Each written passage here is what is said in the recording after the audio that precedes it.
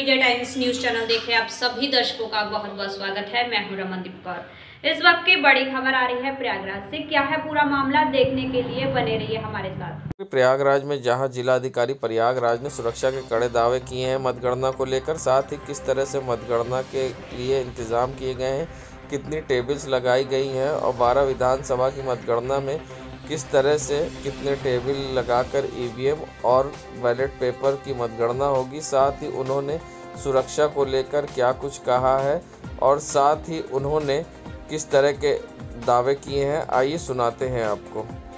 प्रयागराज की 12 विधानसभाओं के लिए 10 तारीख की मॉर्निंग में 8 बजे से काउंटिंग शुरू होनी है। हर काउंटिंग सेंटर में हम लोगों ने ईवीएम की काउंटिंग के लिए 14 टेबल्स लगाई हैं और इसके अलावा पोस्टल बैलेट पेपर्स की काउंटिंग के लिए 4 से 5 टेबल्स है और सारी टेबल्स पे हमारे जो कैंडिडेट्स हैं उनके काउंटिंग एजेंट्स उपस्थित रहेंगे और उनकी नियुक्ति की प्रक्रिया आरओ साहिबान कैंडिडेट्स के माध्यम से संपन्न भी करा रहे हैं। सारी काउंटिंग हमारी वीडियोग्राफी में होंगी और काउंटिंग सेंटर्स पे हमारी CPMF की तैयारी रहेगी। और इसके अलावा हम लोगों ने एजेंट्स कैंडिडेट्स के पार्किंग की पृथक व्यवस्था की है और उनके लिए पृथक एंट्री पॉइंट भी बनाया है। हमारे कार्मिकों के लिए पार्किंग की व्यवस्था और उनके लिए एंट्री पॉइंट हमारा डिफरेंट है। और इसके अलावा जो हम लोगों का पोस्टल बैलेट पेपर जो 8 बजे तक आ जाएगा, उन सारों की हम सूची हमारे कैंडिडेट्स को देके जो पोस्टल बैलेट पेपर से उनकी काउंटिंग कराएंगे। सबसे पहले पोस्टल बैलेट पेपर की काउंटिंग शुरू होगी जो 8 बजे शुरू होनी है और इसके आधे घंटे बाद हम ईवीएम की काउंटिंग शुरू कराएंगे और जितने रिज़ल्ट आते जाएंगे उनकी घोषणा के लिए हमने PA सिस्टम हर काउंटिंग सेंटर पे और एक सेंट्रल PA सिस्टम भी लगा रखा है।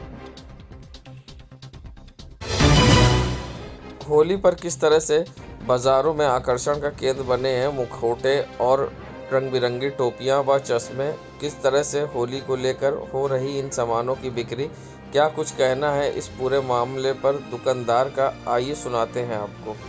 सामान है, किस तरह से बिक्री है, कितनी समस्या का सामना करना पड़ा, क्या कहेंगे? बिक्री तो अभी भाई डाउन चल रही है, समस्या तो बहुत है। अभी तो चुनाव का अभी रिजल्ट भी नहीं आया है। अब रिजल्ट आने के बाद ही पता चल पाएगा कि क्या बिक्री है क्या नहीं है। तो कोरोना का भी असर? हाँ, कोरोना का असर तो है ही अभी हल्का फुल्का। तो ये सब कुछ नया खास भी आया इस बार मुखौटा या फिर? हाँ, आज आया है अभी और माल बाकी लगा हुआ है, ट्रांसपोर्ट में आना बाकी है। आपको कि इस होली पर किस तरह से, जो पिछले 2 साल से होली नहीं हो पाई है कायदे से, लेकिन अब की बार तो लोगों के मुँह से यही सुनने में आ रहा है कि मतलब अब की बार कुछ अच्छी होली हो सकती है। क्या नाम है आपका? हमारा नाम हिमांशु सिंह है। संगम नगरी प्रयागराज में जहां उत्तर प्रदेश के कैबिनेट मंत्री व शहर दक्षिणी से विधायक नंद गोपाल गुप्ता नंदी ने अब अखिलेश यादव पर निशाना साधा है। जहां कल ईवीएम के बदलाव को लेकर चर्चा हुई, जिसके बाद अखिलेश यादव ने प्रेस वार्ता करते हुए गंभीर आरोप प्रशासन पर लगाए थे और जिसके बाद साथ ही बीजेपी पर भी निशाना साधा था। जिसके बाद मंत्री नंदी ने अब ट्वीट करते हुए अखिलेश यादव पर निशाना साधते हुए लिखा है, लोकतंत्र में जनता जनार्दन का जनादेश सर्वोच्च होता है, लेकिन एग्जिट पोल में अपनी पराजय देख अखिलेश यादव जी बौखलाहट पूरी चुनावी प्रक्रिया को कोस रहे हैं, अपने कार्यकर्ताओं को हिंसा के लिए उकसा रहे हैं। भाषाई मर्यादा में को तिलांजलि दे दीजिए। 2017 में इस बार जनता गुंडों, माफियाओं, दंगाइयों का सफाया कर देगी। अखिलेश जी दिल बड़ा करिए और जनता जनार्दन के निर्णय को स्वीकार करने का साहस पैदा करिए, मंत्री नंदी ने अपने ट्वीट में लिखते हुए पूर्व CM अखिलेश यादव पर निशाना साधा है। संगम नगरी प्रयागराज जहां अखिलेश यादव द्वारा पूर्व मंत्री गौतम को मतगणना का प्रभारी बनाया गया, जिसके बाद आज वो प्रयागराज पहुंचे जहां उन्होंने मीडिया से प्रेस वार्ता करते हुए बीजेपी पर निशाना साधा है। साथ ही ईवीएम को लेकर सवाल खड़े किए, क्या कुछ कहा है उन्होंने, आइए सुनाते हैं आपको। 75 जिले की चर्चा किया। योगी बाबा जी ने अपने अधीनस्थ अधिकारियों से कहा है कि हर जिले में किसी भी तरह से एक विधायक जिताना जरूरी है। तो ये चाहते हैं कि 75 जिले में एक एक विधायक, 75 जिला है, एक एक विधायक जिलाकर 75 इन्होंने बढ़ाना चाहते हैं, 75 बढ़ाना चाहते हैं। क्योंकि जो बीजेपी का ग्राफ है 100 और 125 पर आ रहा है, 100 और 125 पर आ रहा। तो ज़बरदस्ती हर डीएम को, हर एसपी को, हर कलेक्टर को, हर रिटर्निंग अफसर को कहने का प्रयास किया कि एक ज़िले से एक विधायक हमको चाहिए। यही कारण है, बनारस हो चाहे बरेली हो चाहे सोनभद्र हो, यही कारण है कि यहाँ से ज़बरदस्ती ट्रक में लेकर भागने का प्रयास किया। अगर इनको ट्रक में ले जाना ही था, ईवीएम मशीन ले जाना था, तो हमारे प्रत्याशी बनाना चाहिए। क्यों नहीं बनाए? क्योंकि ये चोर थे, ये चोरी किए थे, समाजवादी पार्टी की बढ़ती ताकत को रोकने का प्रयास किया। तो मैं कहना चाहूँगा कि योगी बाबा जी ने जो निर्देश दिया है अपने जिलाधिकारियों को कि अधिकारियों के एक ज़िले से एक विधायक हमको चाहिए, चाहे वैध चाहे अवैध, तो बढ़ाना चाहते हैं, 75 विधायक बढ़ाना चाहते हैं। समाजवादी पार्टी ऐसे करने नहीं देगी, नहीं देगी, नहीं देगी। इसको रोकने के लिए क्या रणनीति बनाई? इसके रोकने के लिए रणनीति सब बन चुकी है। रणनीति के तहत कमलाकांत गौतम यहाँ हैं, हमारे राम आशय विश्वकर्मा साहब यहाँ हैं, पूरे प्रदेश में 75 जिले में सारे हमारे क्यों जा रहे हैं? इसीलिए जा रहे हैं। आपको मैंने कष्ट क्यों दिया है? इसीलिए दिया है कि आपके माध्यम से अनियमितता को ठीक करने के लिए आप मैंने बोला है। कल किस तरह की तैयारी रहेगी आप लोगों की? कल की तैयारी अभी हमारे साथी, हमारी बहन बैठी है, हमारे शुक्ला जी बैठे, हमारे यादव जी बैठे, सब हमारे रणनीति तैयार होगी। और किसी भी तरह से आपका, अगर आपकी कृपा होनी चाहिए हम लोग के ऊपर, खासतौर पर मीडिया की कृपा होनी चाहिए कि न्याय के पक्ष आप हमारा साथ दें, न्याय के पक्ष हमारा साथ दें। और कल की रणनीति, एक भी आदमी, एक भी अधिकारी अगर किसी तरह से गड़बड़ करेगा तो इसकी जिम्मेदारी मुख्यमंत्री को होगी और यहाँ के शासन प्रशासन को होगा। मंत्री नंदी ने कहा है कि एग्जिट पोल से जो है अखिलेश यादव बौखला गए, हमारी यादी बयान दे रहे हैं, क्या कहेंगे? देखिए, ये प्रत्याशी हैं, पहले अपने सीट बचा लें, पहले अपने सीट बचा लें, तब अगर हमसे पूछे मैं इनको जवाब दूंगा। ये आपसे पूछा होगा, आप उनको जवाब दे दीजिएगा। संगम नगरी प्रयागराज में जहां मतदान के दिन करेली में एक विस्फोट में युवक की मौत हुई थी, अर्जुन नामक, जिसमें पुलिस ने उसे ही बताया था कि विस्फोट करने जा रहा है और उसको झोले में ब्लास्ट होने की वजह से उसकी मौत हो गई। मगर अब इसमें एक नया मोड़ आ गया जहां पुलिस ने 3 अभियुक्तों को गिरफ्तार किया, जिसमें हसन, मुन्ना और आसिफ को गिरफ्तार करते हुए बताया है कि इन लोग मतदान के दिन अफरा तफरी मचाने के लिए बम फेंका था, जिससे अर्जुन की मौत हुई है। और इसमें 6 लोग और संलिप्त हैं, जिनकी जल्द ही शीघ्र गिरफ्तारी की जाएगी। मामले का खुलासा करते हुए पुलिस ने क्या कुछ कहा है, आइए सुनाते हैं एसएसपी प्रयागराज अजय कुमार का क्या कहना है। ये पूरा प्रकरण थाना करेली ज़िला प्रयागराज का है। इसमें 27 फरवरी को समय करीब 4 बजे एक विस्फोटक पदार्थ के विस्फोट होने से साइकिल सवार अर्जुन नामक व्यक्ति की मौत की सूचना मिली थी और इसको तुरंत ही मुकदमा दर्ज किया गया था, टीमें लगाई गई थी। इस सिलसिले में 3 लोगों को गिरफ्तार किया गया है, जिनका नाम हसन है, मुन्ना उर्फ मोइनुद्दीन है और आसिफ उर्फ इन्ने है। इन 3 बदमाशों को गिरफ्तार किया गया है। इनके कब्जे से एक तमंचा, एक कारतूस और एक बॉम्ब बरामद किया गया है। बॉम्ब को BDDS के द्वारा जांच करा के निष्क्रिय करा करके इसके सैंपल्स को प्रयोगशाला भिजवाया जा रहा है। पूछताछ करने पे बात सामने आई है कि इसमें कम से कम 6 लोग और इन्वॉल्व हैं। इनके कब्जे से बॉम्ब बरामद किया गया, तमंचा, कारतूस बरामद किया गया है। सारे सबूतों के साथ इनको जेल भेजा जा रहा है। इनके और साथियों की जल्दी ही गिरफ्तारी होगी, तब ये चीज़ सामने आएगी कि ये किसके इशारे पर किया गया और इसका किसको लाभ मिलना था, या इस तरह की जो भी बात होगी वो आपको बहुत जल्दी इनकी गिरफ्तारी करने के बाद आपको अवगत कराया जाएगा। ये काम जो हुआ है, इनकी गिरफ्तारी हुई है, ये एक अज्ञात मामला था, बिल्कुल पूरी तरह से ब्लाइंड था, किसी भी CCTV कैमरे में कैद नहीं हो सका था। ये तो हमारे ICCC की मदद से और हमारे ग्राउंड के मुखबिरों की मदद से ये केस खोला गया है। संगम नगरी प्रयागराज में जहां मंत्री नंदी ने अखिलेश यादव पर ट्वीट कर निशाना साधा था, जिसके बाद अब सपा नेत्री व शहर पश्चिमी से प्रत्याशी ऋचा सिंह ने अब मंत्री नंदी पर पलटवार किया है। साथ ही EVM के मुद्दे पर बीजेपी को भी घेरा है। क्या कुछ कहा है, आइए सुनाते हैं आपको। देखिए, मंत्री नंदी जी के तो सवालों का जवाब देना है, वो अपनी सीट बचा लें, वो अपनी सीट पर और काउंटिंग पर ध्यान दें, उनके लिए ज़्यादा बेहतर होगा। सवाल इस बात का है कि लोकतंत्र खतरे में है, जनता के जनमत EVM मशीन के भीतर बंद है। नेताओं का कार्य केवल इतना ही नहीं होता है कि वो जनता के बीच जाकर वोट मांगे, उनका ये भी उत्तरदायित्व है कि वो जनता के जनमतों को बचाने का काम करें। हम लोग समाजवादी पार्टी के हमारे माननीय नेता राष्ट्रीय अध्यक्ष अखिलेश यादव जी के निर्देश पर लगातार स्ट्रांग रूम के बाहर बने हुए हैं। और मैं आपके माध्यम से पूछना चाहती हूँ कि जब ईवीएम मशीन को लेकर पूरे देश में इतना हल्ला हो रहा है, ऐसे में भारतीय जनता पार्टी के लोग इतनी चैन की नींद अपने घरों में कैसे सो रहे हैं? क्योंकि आखिर ईवीएम में तो सबके मत बंद हैं, अगर उसके साथ खिलवाड़ होता है तो। लेकिन चूंकि उनको पता है कि किस तरीके से वो सरकारी मशीनरी का दुरुपयोग कर रहे हैं, जिस तरीके से प्रशासनिक अधिकारियों को दबाव में लिया जा रहा है। इलाहाबाद में 3 मंत्रियों के दबाव में इलाहाबाद का जिला प्रशासन कार्य कर रहा है, जिसके चलते ना तो वहाँ CCTV समय से लगाई गई थी।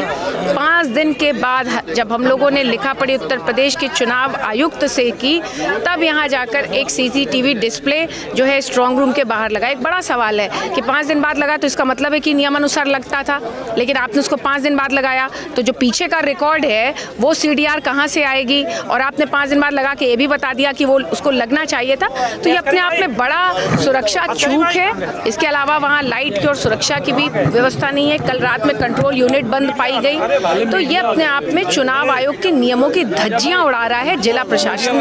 हम लोग लगातार चुनाव आयोग के साथ संवाद कर रहे हैं और नियम के अनुसार कानूनी कार्रवाई सुनिश्चित करने का काम कर रहे हैं।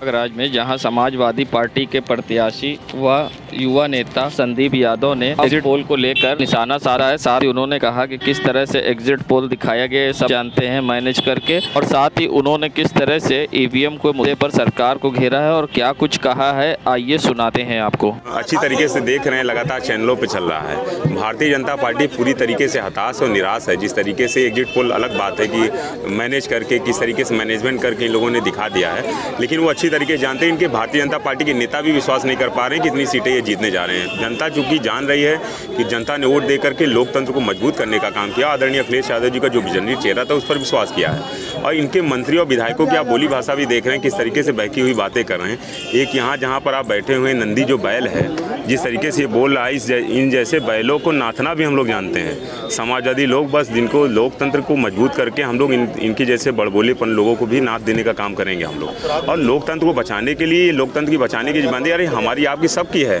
चूंकि ईवीएम के ऊपर देखिए कहीं ना कहीं भारतीय जनता पार्टी के लोगों ने जिस तरीके से पूरे प्रदेश में आप लोगों के माध्यम से हम लोगों को खबरें मिल रही हैं कि ईवीएम कहीं भी जा रहा है, जबकि उसमें गाइडलाइन है कि आप ईवीएम को इस तरीके से ले ही नहीं जा सकते। कहीं भी आपको मूव कराना है तो बाकायदा उसकी फोर्स के साथ जाना चाहिए। डीएम को बाकायदा प्रत्याशी को विश्वास में लेकर के ईवीएम को कहीं ले जा सकते हैं आप। तो कहीं ना कहीं विश्वास टूट रहा है जनता का, तो इसलिए हम लोग ईवीएम की रक्षा करने के लिए हम लोग बैठे हुए हैं, क्योंकि हम लोग लोकतंत्र को मजबूत करना चाहते हैं। संगम नगरी प्रयागराज जहां मुंडेरा मंडी के पास समाजवादी पार्टियों ने जमकर हंगामा काटा था। बक्से में पर्ची मिलने के बाद जमकर बवाल हुआ था। अब उसी को लेकर अब जिला निर्वाचन अधिकारी प्रयागराज संजय खत्री ने खंडन करते हुए क्या कुछ बताया है, आइए पहले सुनाते हैं। बैलेट पेपर और पर्ची बक्से पकड़ने वाली सपा नेत्री ने क्या कुछ कहा था, अब क्या कहना है जिला अधिकारी प्रयागराज का। बोलिए। सुनिए, ये बक्सा लेकर आए, मैंने इनका बक्सा चेक किया। हमने कहा इस बक्से में क्या है, कुछ नहीं है। हमने कहा देखे बैलेट पेपर वगैरह नहीं है, तो देखा नहीं, ये पर्ची मुझे मिल गई। और जो पर्ची सील किया जाता वो भी पर्ची थी। जब मैंने पकड़ा वो अधिकारी से मैंने कहा कि आप अधिकारी एसडीएम कौन है जो इस बक्सा आया उसमें, वो भाग गया और ये बक्सा छोड़ गया। ये मैंने पकड़ लिया है। अब ये लोकतंत्र की निर्मला यादव, राज्य आयोग की सदस्य मैं निर्मला यादव। जनपद प्रयागराज में मतगणना स्थल के गेट पर एक बक्से में जो वीवीपैट की स्लिप मिलने की बात सामने आई है, उसके संबंध में अवगत कराना है कि ये कैंडिडेट सेट करते समय तैयार की जाने वाली समस्त नामों की सूची है और इसका मतगणना या मतदान से कोई संबंध नहीं है। उपस्थित समस्त को जब अवगत कराया तो संतुष्ट हुए और अब स्थिति सामान्य है।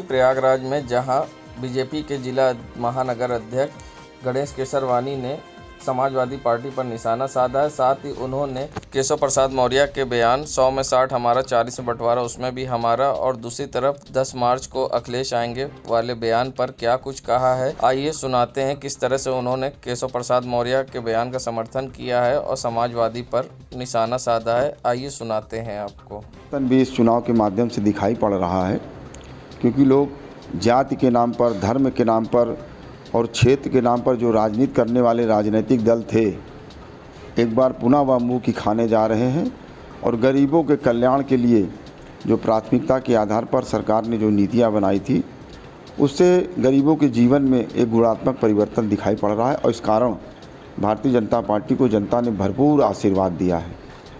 देखिए, अब अखिलेश जी के बारे में मैं क्या कहूँ, जनता ने जवाब अखिलेश जी को और अखिलेश जी को की विचारधारा को और अखिलेश जी के जो गुंडे माफिया मवालियों का जो एक गिरोह, संगठित गिरोह है, वो कोई राजनीतिक दल नहीं है समाजवादी पार्टी।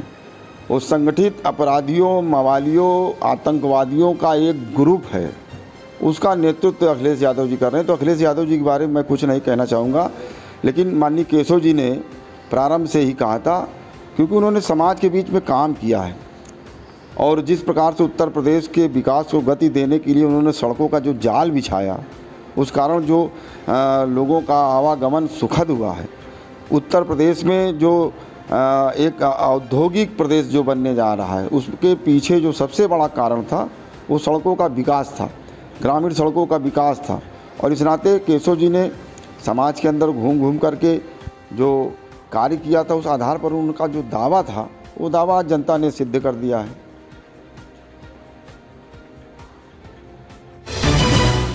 संगम नगरी प्रयागराज समाजवादी के 10 मार्च को अखिलेश आ रहे वाले नारे व स्लोगन पर मंत्री नंदी ने अब तंज कसते हुए एक ट्वीट किया है, जिसमें उन्होंने लिखा है, भाजपा कार्यकर्ताओं की मेहनत रंग ला रही है, प्रचंड बहुमत से बन रही भाजपा सरकार, 10 मार्च को करो तैयारी, फिर से आ रहे भगवादारी।